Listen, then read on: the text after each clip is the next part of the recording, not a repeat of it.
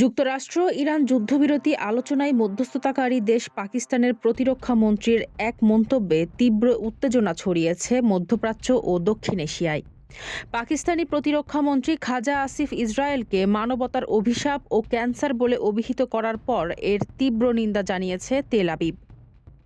প্রতিরক্ষা মন্ত্রী খাজা আসিফ এক্স হ্যান্ডেলে লেখেন, যখন ইসলামাবাদে শান্তি আলোচনা চলছে তখন লেবানন, গাজা এবং ইরানের রক্তপাত চালিয়ে যাচ্ছে ইসরায়েল।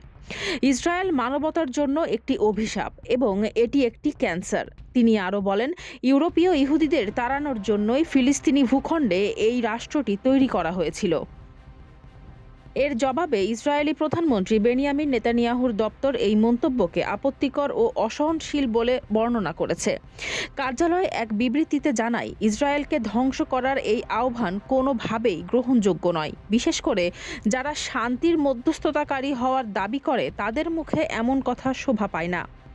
ইসরায়েলি পররাষ্ট্রমন্ত্রী গিডিয়ান সাআর বিষয়টিকে ইহুদি বিদ্বেষ হিসেবে আখ্যা দিয়ে বলেছেন, তারা যে কোনো মূল্যে নিজেদের রক্ষা করবে।